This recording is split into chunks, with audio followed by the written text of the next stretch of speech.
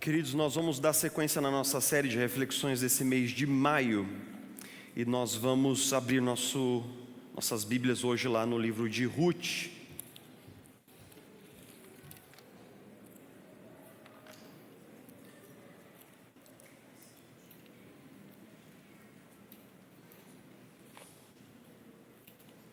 O livro de Ruth está posicionado exatamente entre os livros de Juízes e 1 Samuel. E ao longo do nosso tempo aqui hoje nós vamos descobrir por que essa posição canônica ela é tão interessante e coerente com a história de Ruth dentro do todo da história que está se desenrolando aqui nos livros históricos do Antigo Testamento. Ruth capítulo 1, verso 1.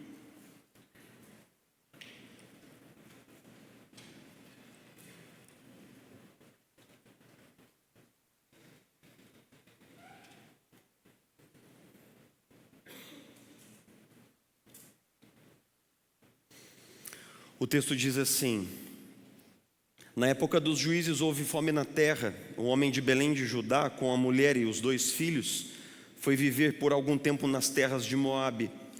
O homem chamava-se Elimeleque, sua mulher Noemi e seus 2 filhos Malom e Quiliom. Eram efrateus de Belém de Judá, chegaram a Moabe e lá ficaram. Morreu Elimeleque, marido de Noemi, e ela ficou sozinha com seus 2 filhos. Eles se casaram com mulheres moabitas, uma chamada Orfa e a outra Ruth. Depois de terem morado lá por quase 10 anos, morreram também Malom e Quiliom. E Noemi ficou sozinha sem os seus 2 filhos e sem o seu marido. Quando Noemi soube que em Moabe que o Senhor viera em auxílio do seu povo, dando-lhe alimento, decidiu voltar com suas 2 noras para a sua terra. Assim, ela com as 2 noras partiu do lugar onde tinha morado. Enquanto voltavam para a terra de Judá, disse-lhes Noemi: vão, retornem para a casa de suas mães, que o Senhor seja leal com vocês, como vocês forem leais com os falecidos e comigo. O Senhor conceda que cada uma de vocês encontre segurança no lar do outro marido. Então deu-lhes beijos de despedida, mas elas começaram a chorar alto e lhe disseram: não, voltaremos com você para junto de seu povo. Disse, porém, Noemi: voltem, minhas filhas, porque vocês viriam comigo? Poderia eu ainda ter filhos que viessem a ser seus maridos? Voltem, minhas filhas, vão. Estou velha demais para ter outro marido. E mesmo que eu pensasse que ainda há esperança para mim, ainda que eu me casasse esta noite e depois desse à luz filhos, iriam vocês esperar até que eles crescessem? Ficariam sem se casar à espera deles? De jeito nenhum, minhas filhas. Para mim é mais amargo do que para vocês, pois a mão do Senhor voltou-se contra mim. Elas então começaram a chorar alto de novo. Depois Orfa deu um beijo de despedida em sua sogra, mas Ruth ficou com ela.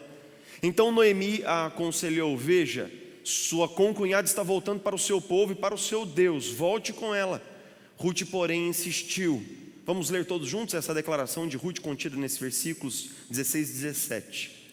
Não insistas comigo que te deixe e que não mais te acompanhe. Aonde fores irei, aonde ficares ficarei. O teu povo será o meu povo, o teu Deus será o meu Deus. Onde morreres, morrerei, e ali serei sepultada. Que o Senhor me castigue com todo o rigor, se outra coisa que não a morte me separar de ti. Quando Noemi viu que Ruth estava de fato decidida a acompanhá-la, não insistiu mais. Prosseguiram, pois as 2 até Belém. Ali chegando, todo o povoado ficou alvoroçado por causa dela. Será que é Noemi? Perguntavam as mulheres, mas ela respondeu: não me chamem Noemi, que no hebraico significa doce, agradável.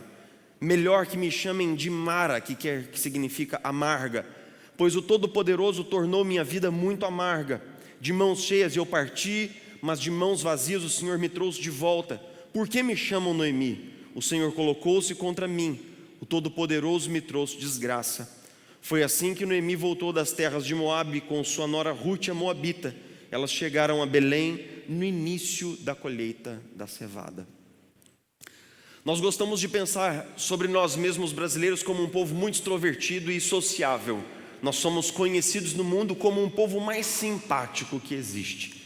E, no entanto, quando nós olhamos para uma pesquisa liberada pela Ipsos no ano de 2020, nós descobrimos que essa pesquisa, cujo objetivo era investigar o impacto da pandemia, disse o seguinte: 28 países foram pesquisados, 23 mil respondentes responderam esse survey, e eles chegaram à conclusão que o Brasil está em primeiro lugar no sentimento aferido de solidão. Dos brasileiros que foram entrevistados, de cada 2, um relatou se sentir profundamente solitário. Esse fenômeno, ele foi medido pela Universidade de Colômbia também nos Estados Unidos, numa taxa semelhante, especialmente entre os jovens de 19 a 25 anos, e até mesmo o Japão, que é um dos países que tem uma maior noção de coletividade e de que as pessoas fazem parte de uma construção social. Mesmo entre os jovens de 18 a 25 anos, 1 a cada 5 jovens entrevistados disseram que eles não têm ninguém para conversar. Alguns sociólogos têm dito nos últimos 20 anos que nós estamos vivendo uma epidemia de solidão, ou seja, que muitas pessoas se sentem cada vez mais isoladas e solitárias. Para você ver como as coisas podem mudar de uma geração para outra. Provavelmente os seus avós ou seus pais tinham um amigo, um casal, uma família em especial, que eles chamavam de compadre e comadre, né? Quem era esse compadre, essa comadre? Eram pessoas da comunidade, eram primos, eram amigos de longa data que sempre estavam presentes ao longo dos eventos mais marcantes da história daquela família. Ou seja, os nossos avós, eles viviam num profundo senso de comunidade. Mas hoje isso já não é assim. Nós ficamos presos, por um lado, na nossa rotina que é muito intensa, e todos nós sabemos que depois de um momento da vida adulta é muito difícil cultivar amigos. Exige de nós uma grande dose de energia, de tempo que às vezes nós não dispomos, mas por outro lado também nós estamos mergulhados numa cultura excessivamente individualista, o que significa dizer que as pessoas elas não entendem mais a necessidade de cultivarmos relacionamentos significativos. As pessoas elas simplesmente desistiram de cultivar vínculos. Nós vivemos no tempo das relações digitais. Aquilo que nós sabemos é que passar por tempos escuros de sofrimento é ruim, mas quando nós passamos por tempos escuros de sofrimento sozinhos, é muito pior. Hoje nós estamos no segundo encontro da nossa série A Travessia do Vale do Sofrimento, e na semana passada nós falamos que historicamente a igreja concebeu algumas práticas que nos orientam em tempos de enfrentamento do sofrimento. E a primeira prática que nós estudamos na semana passada foi o lamento, ou seja, nós atravessamos o vale do sofrimento como? Chorando, abrindo nosso coração, nos permitindo sentir aquilo que nós estamos vivenciando. Mas a segunda prática histórica é que nós cristãos atravessamos o vale do sofrimento compartilhando. Eu não poderia dizer que foi calculado, mas em pleno Dia das Mães nós estamos diante da história que é protagonizada por 2 mulheres. Isso é um fato muito incomum na literatura antiga. A literatura antiga é a história dos grandes heróis, é a história de Aquiles, de Perseu, é a história de grandes combatentes como Davi, é a história dos homens. Mas aqui nós temos a história de 2 mulheres, e a história é contada mais ou menos assim. Essa família de Belém muda-se para Moabe por causa de um período de fome. Lá os 2 filhos casam-se com 2 moabitas, 2 mulheres que não fazem parte do povo de Deus. E então, repentinamente, Elimeleque morre, que era o patriarca daquela família, e depois os 2 filhos morrem também. Quando nós estamos lendo o texto, isso não parece ser um problema, mas eu quero que você se teletransporte para mais ou menos 1500 anos antes de Cristo, que é quando essa história acontece. E você possa pensar comigo como é que as pessoas se mantinham quando elas envelheciam. Não havia seguridade social, não havia nenhum tipo de INSS, não havia nenhum tipo de governo que pudesse cuidar das pessoas na sua velhice. Então nós temos 3 mulheres, 3 viúvas, uma delas já em idade extremamente avançada, e que nesse momento, principalmente Noemi está mais exposta, porque ela está morando fora de casa, fora dos arredores de Israel, e nós temos basicamente uma questão que é: quando uma mulher fica viúva, ela tem 3 caminhos só para tomar, 3 possibilidades. Ela volta para a casa dos seus pais, onde a sua família vai ampará-la, vai cuidar dela, vai protegê-la fisicamente, vai prover comida, vai prover teto, e lá eles vão tentar articular um novo casamento para ela. Ou então ela é exposta à mendicância e à violência, ou então ela fica vulnerável à prostituição. Voltar para casa, mendicância, prostituição. Noemi está fora dos termos de Israel, ela está longe de casa. Por isso que quando o seu marido morre, ela seria cuidada naturalmente pelos seus filhos e pelas suas noras, mas os seus filhos morrem também. Então essa mulher, do dia para a noite, ela perde absolutamente tudo, e o futuro para ela parece absolutamente sombrio e sem nenhum tipo de possibilidade. A única coisa que ela pode fazer é aquilo que ela decide de fato fazer. Ela decide voltar para casa, ela decide voltar para Belém. Só que, da mesma maneira como ela é uma estrangeira em terra moabita, suas noras voltando com ela seriam o quê? Estrangeiras em terra de israelitas. Então, em determinado ponto desse retorno para casa, Noemi, com um profundo bom senso, diz o seguinte: vão embora. Eu estou liberando vocês de qualquer tipo de vínculo ou de fidelidade comigo. Vão embora, voltem para a casa de vocês, porque lá vocês vão conseguir proteção, teto, abrigo e comida, e talvez um casamento, mas eu não tenho nada para oferecer para vocês. O meu futuro é incerto e sombrio. E é lógico que ela está ponderando uma coisa certa e correta.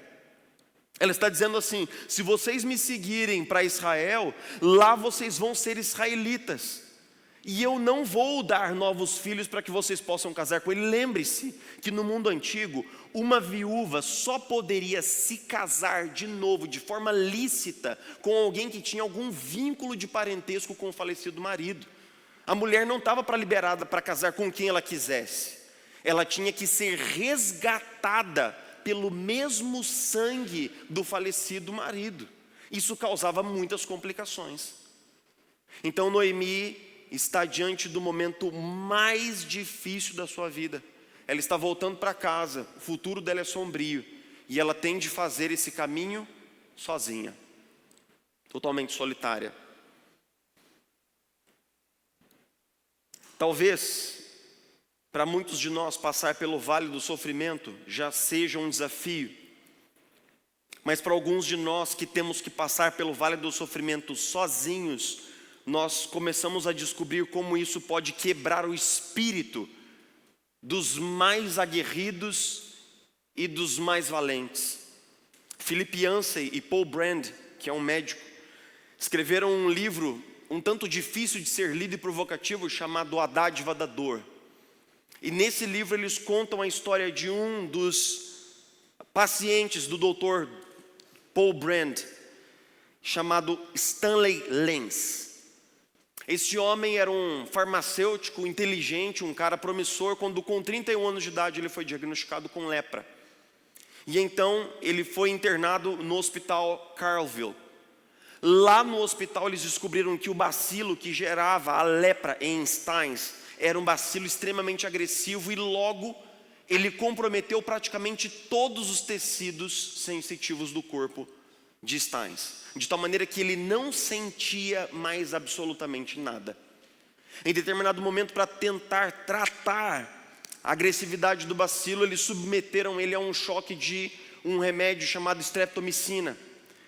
Naquela época havia um efeito colateral que ele causava surdez, e Stines foi perdendo a audição e ficou completamente surdo. Ele já não conseguia sentir pelo tato, ele já não conseguia ouvir.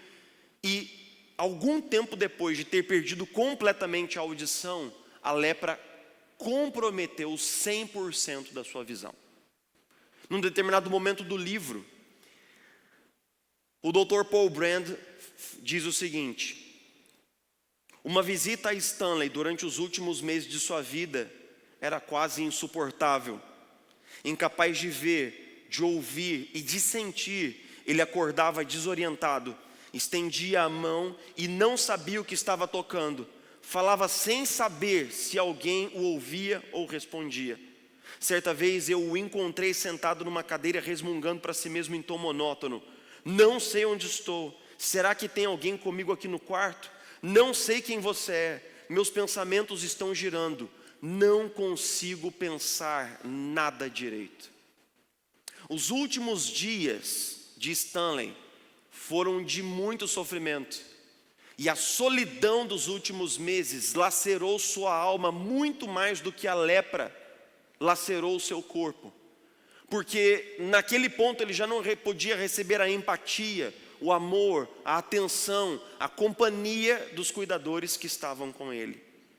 É lógico que guardadas as devidas proporções, mas eu quero que você pense nessa noite comigo: será que nós não estamos num lugar existencial parecido com o de Stanley?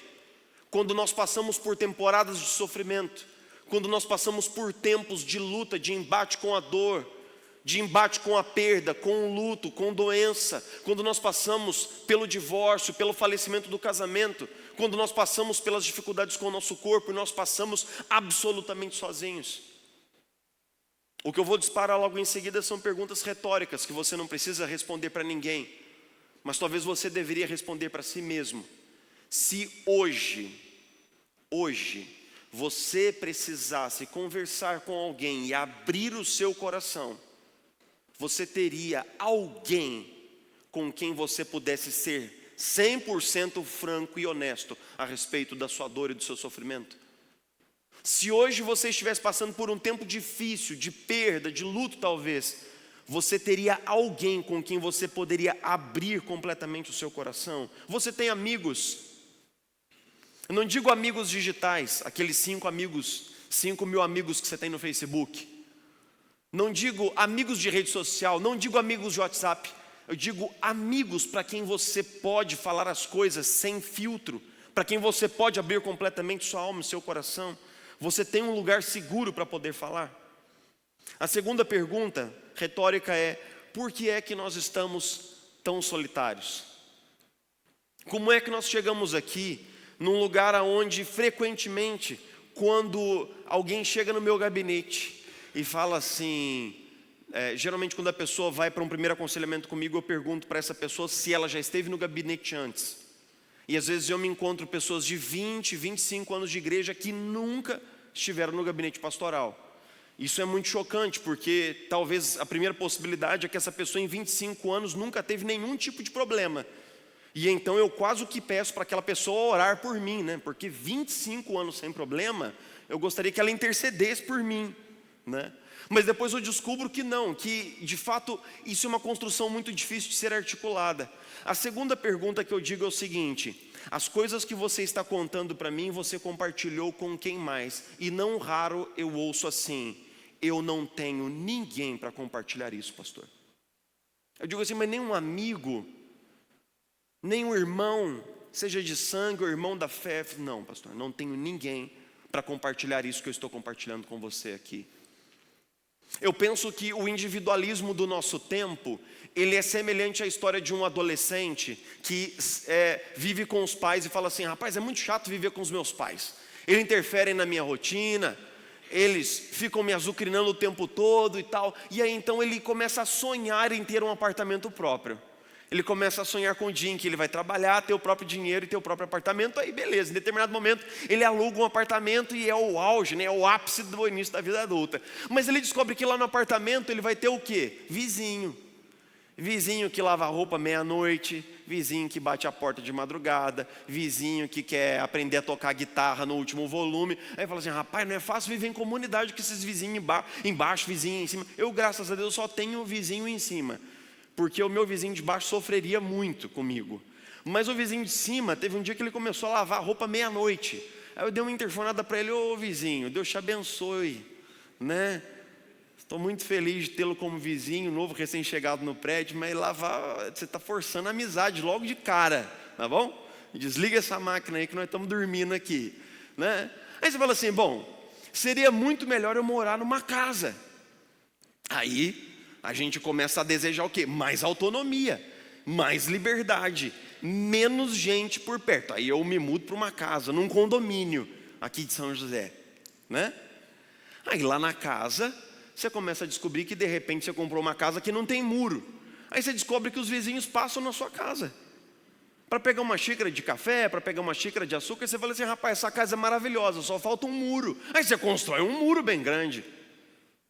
Em determinado momento pode ser que você, dentro daquela casa e com um muro bem grande à sua volta, você sinta uma profunda solidão, e todo esse sistema murado e protegido é um símbolo do que está acontecendo conosco. Porque os muros que nos protegem, eles também nos separam. E quando nós nos protegemos e quando nós retemos e recuamos das relações para preservar nossa autonomia e nossa liberdade, o que acontece a longo prazo é que nós vamos ficando cada vez mais isolados e solitários. Zygmunt Bauman, o pensador polonês, escreveu o seguinte: o sujeito moderno almeja tanto a liberdade, tanto a autonomia, que ele vai afrouxar todas as suas relações e todos os seus compromissos para estar num lugar aonde ele é dono do seu nariz, ninguém manda nele, ninguém dá pitaco na vida dele, mas aonde ele está completamente isolado de todos. Solitário, ele sofre, mas ele não abre mão sequer da solidão para submeter-se a relacionamentos.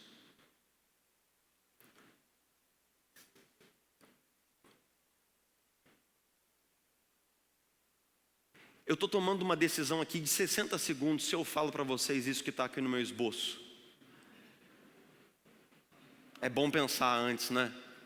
Ainda mais que está na live. Aí está gravado, tem que pensar direito. Minha esposa está preocupada, assim, pensando na mão, passando a mão na cabeça. Antes de eu prosseguir, deixa eu só dizer o seguinte. Nós, como igreja, temos que fazer um caminho de volta para a comunidade. Vou falar isso daqui sem nenhum senso de crítica dirigida a quem quer que seja. É uma crítica à igreja evangélica brasileira. Os pastores deixaram de pastorear pessoas, de caminhar com as pessoas e de chorar com as pessoas para se tornarem celebridades, famosos e influencers digitais. Eu fico chocado de saber que os pastores não visitam, não aconselham, não se envolvem, não querem se envolver. E a igreja virou um jogo de amontoar pessoas nas cadeiras. Virou um jogo de jogar gente e contar números. Mas não existe vínculo, não existe relacionamento, não existe preocupação, não existe oração e não existe nenhuma intenção de que isso mude. Nós estamos jogando um jogo muito perigoso, porque os desigrejados não estão lá fora. Os desigrejados estão aqui dentro.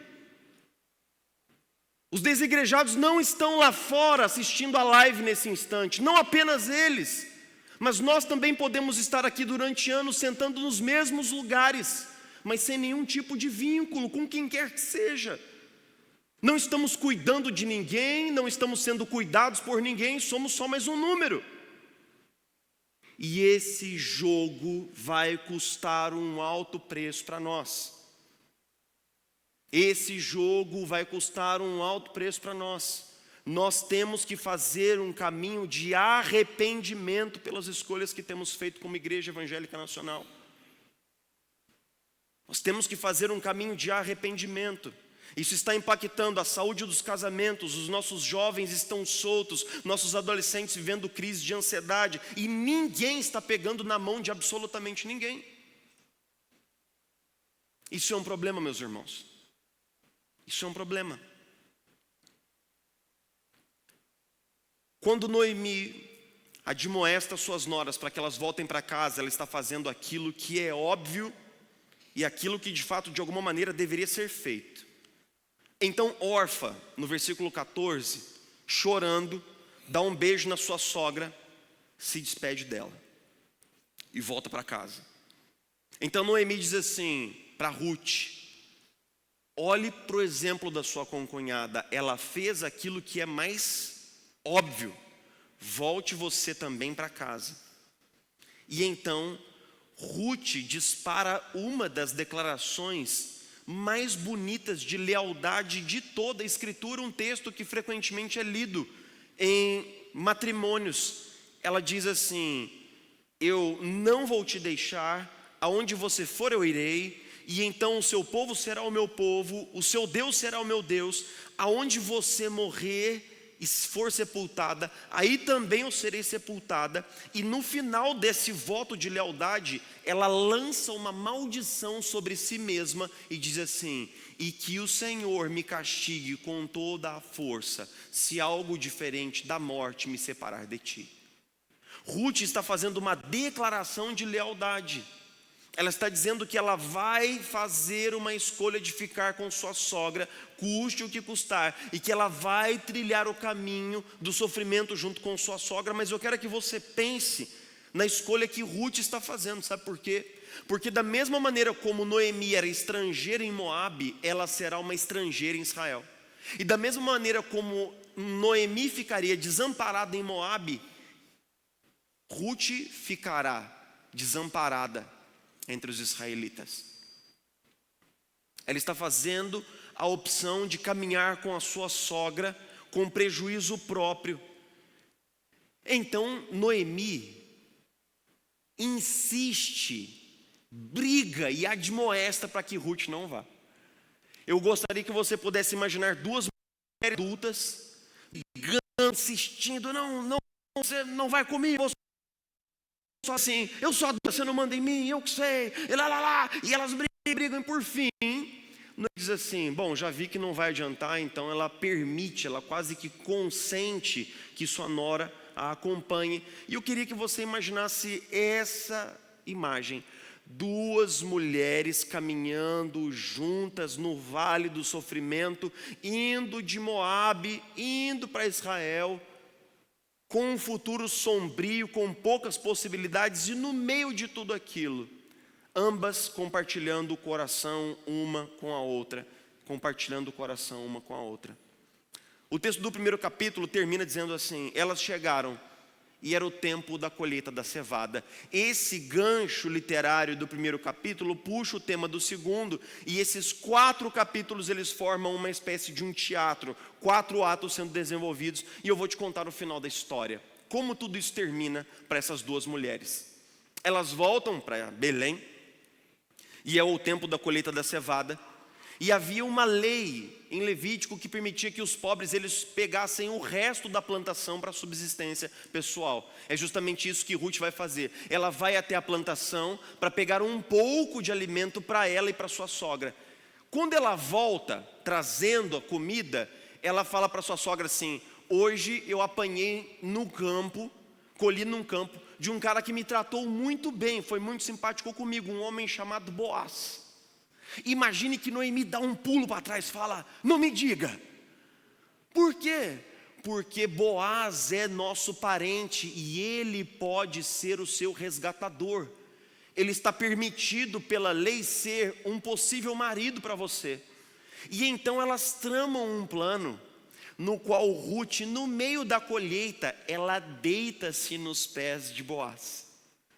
É quase como se fosse a mulher pedindo o homem em casamento, um troço ultra arrojado para 1500 anos antes de Cristo, numa sociedade essencialmente machista e patriarcal. Então, ela deita-se aos pés de Boaz. Boaz vai até o pórtico da cidade, pede Ruth em casamento, e eles se casam. E Boaz cuida de Ruth, cuida também de Noemi, mas a história não para aí. Porque Ruth vai dar à luz a um descendente chamado Jessé. E Jessé terá um filho pouco conhecido na história bíblica, um cara que talvez você conheça, chamado Davi. O texto começa com duas mulheres trilhando juntas um caminho de dor e sofrimento, com um futuro sombrio, sem perspectiva, sem chance, E esse livro está aí no cânon, nessa posição, justamente porque ele está no período dos juízes, que foi um período de grande esfriamento espiritual, mas ele anuncia a chegada do rei Davi. Esse livro termina cheio de esperança, porque nós descobrimos que a promessa de Deus continua por meio de duas mulheres frágeis caminhando no deserto. Sabe por quê? Porque quando você lê a genealogia de Jesus no Evangelho de Mateus, você vai descobrir algumas mulheres que originalmente não faziam parte do plano de Deus, nem do povo de Deus, inseridas na linhagem messiânica. E uma dessas mulheres é Ruth. Ruth não é apenas a mãe do rei Davi, ela faz parte da linhagem do Messias. Deus colocou o destino do mundo no útero dessa moabita. Essa mulher sem perspectiva e sem futuro tornou-se a mãe do futuro de todos nós. O livro de Ruth tem uma mensagem muito bonita que é: Deus trabalha nos bastidores, enquanto a comunidade caminha unida no meio do sofrimento. Deus trabalha a nosso favor quando nós nos apoiamos mutuamente nos tempos de dor. Pense assim, a declaração de lealdade de Ruth para com a sua sogra foi, em determinado aspecto, uma lealdade, uma fidelidade do próprio Deus na vida de Noemi.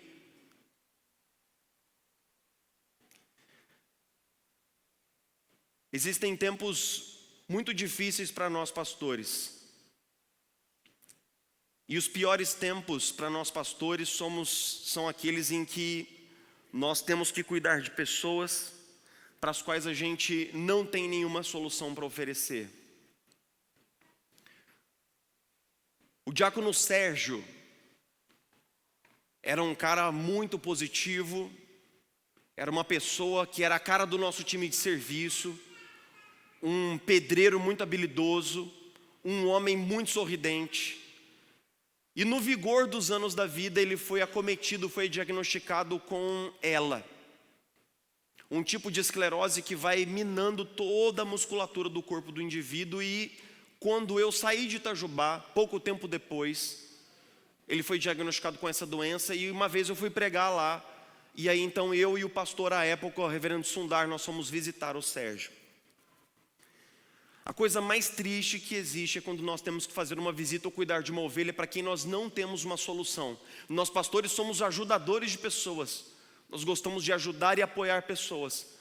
Mas é muito difícil quando você é colocado num cenário em que você não tem coisa muito assim, não dá para você falar assim: ó, você vai melhorar logo. Você vai ter alta, você vai voltar para casa, você vai ver seus filhos crescerem. Fui visitar o diácono Sérgio. Aquele homem ativo, aquele homem trabalhador e aguerrido já estava sentado numa cadeira de rodas e apenas uma das mãos gesticulava. Ele quase não conseguia falar. Foi muito triste vê-lo daquela maneira. Nós conversamos um pouco sobre a esperança que nós temos em Cristo. Nós repassamos as promessas maravilhosas da Escritura para aqueles que dormem no Senhor. Mas em determinado momento, quando eu fui orar por ele, eu não aguentei. Eu desabei. Nós choramos juntos. Eu o abracei e disse: eu sinto muito. A filha dele, Pérola, casou-se pouco tempo depois. Mas quando isso aconteceu, o Sérgio já tinha sido recolhido pelo Senhor. Nós não estamos aqui para oferecer solução uns para os outros. Nós estamos aqui para oferecer companhia. Nós não estamos aqui para abrir a caixa de ferramentas e consertar uns aos outros. Existem muitas promessas de edificação mútua na Bíblia, eu sei. E existem problemas pequenos, existem problemas de porte médio, mas existem coisas insolúveis com as quais nós teremos que conviver. E é justamente aí que nós precisamos de companhia para trilhar os dias de sofrimento, de dor, de luto e de perda. Porque, acredite em mim, o que quebra o nosso coração é sofrermos sozinhos. Então eu queria falar como nós podemos aplicar isso, como nós podemos viver isso. Em primeiro lugar, nós precisamos aprender a pedir ajuda.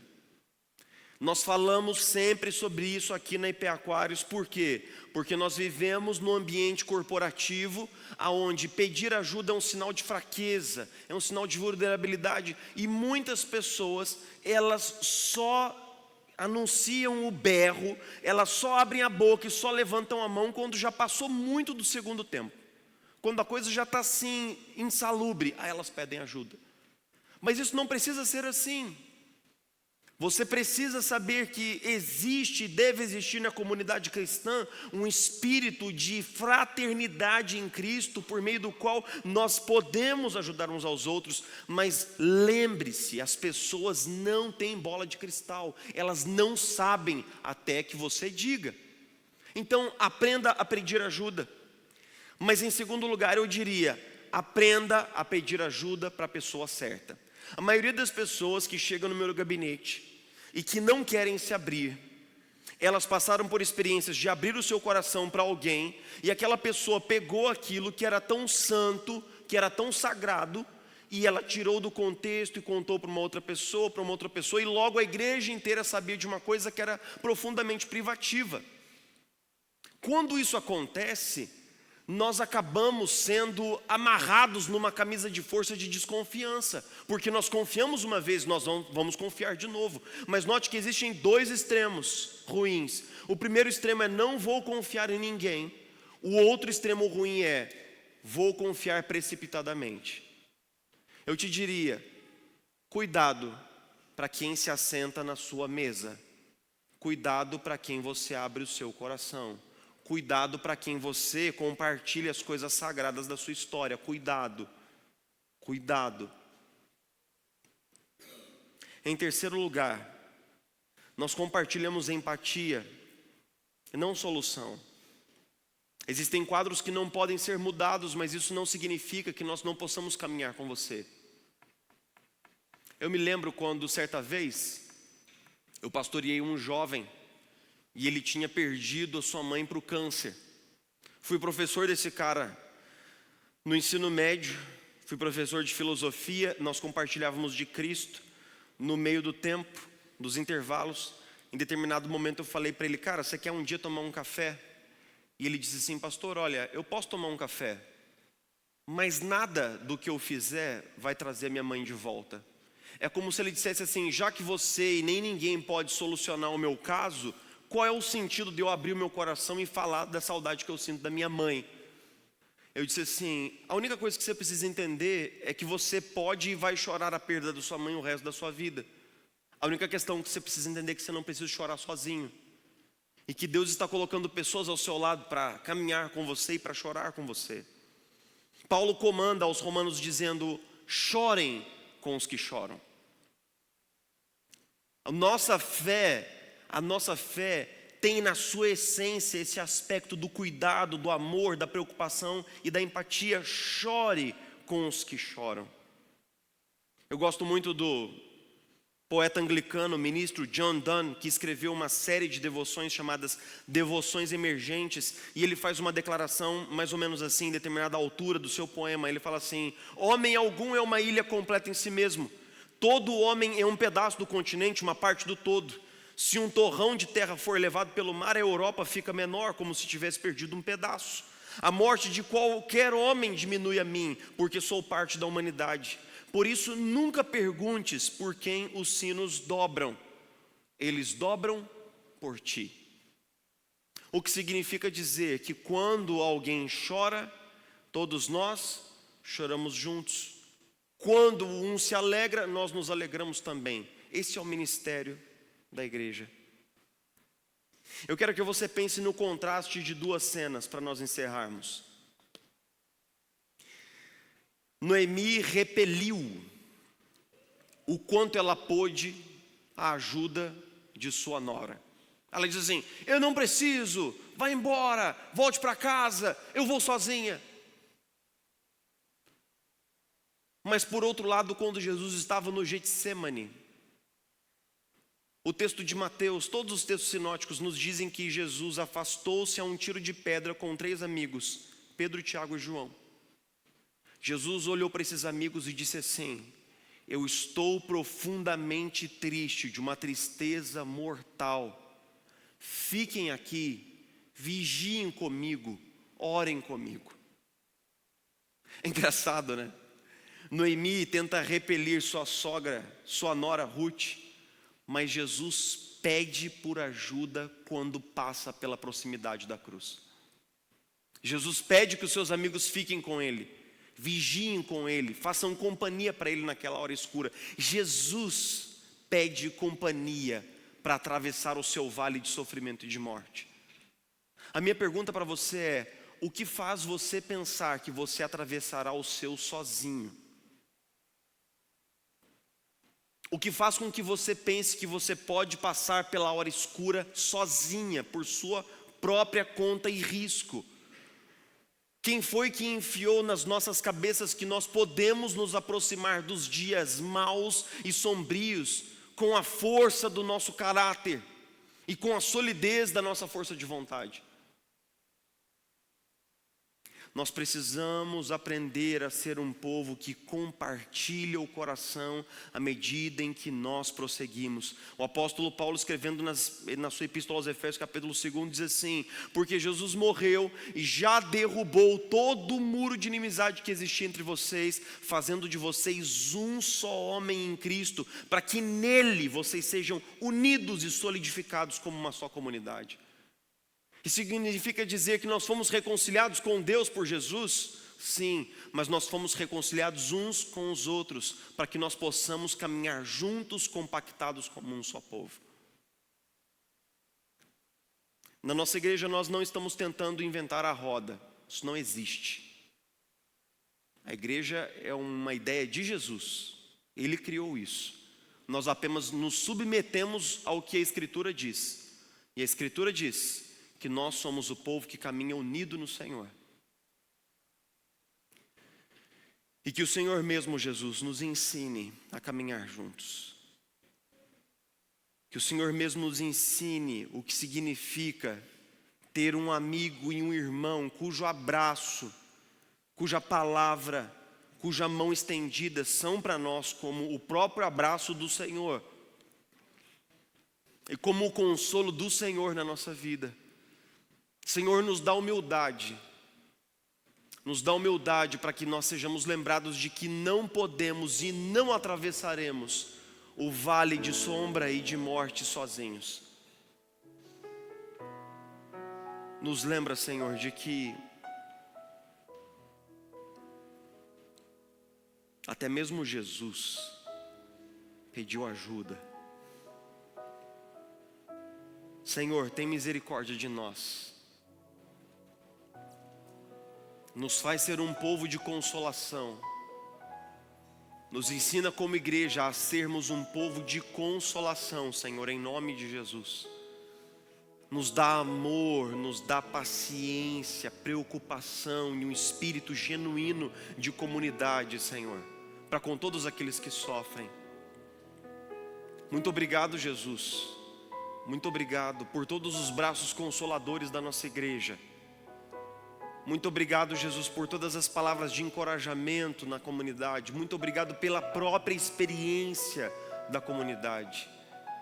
Eu oro, Jesus, especialmente por aqueles irmãos que estão aqui essa noite, ouvindo, meditando nessa palavra junto comigo, mas que ainda não tiveram a coragem de dar um passo à frente e de pedir ajuda. Senhor, eu oro por eles e eu oro com eles, pedindo: Senhor, traz um anjo, um enviado, um mensageiro, um abraço amigo, um amigo cristão, uma amiga cristã, um pastor, um discipulador, um mentor, alguém. Coloca, Senhor, alguém do lado dessa pessoa, para que ela se sinta amada, protegida, importante para Ti, importante nos planos que o Senhor tem para ela.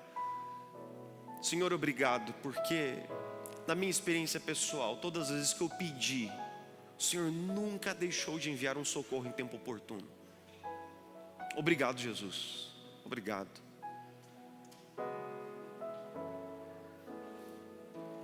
Que nós possamos aprender a viver em comunidade, Senhor. Que nós possamos aprender a investir na comunidade. a despeito das dificuldades que são reais e que existem, que nós possamos insistir em ser igreja, ser povo de Deus, unido no sangue de Jesus, para a tua glória. Nós oramos, agradecidos, em nome de Jesus. Amém.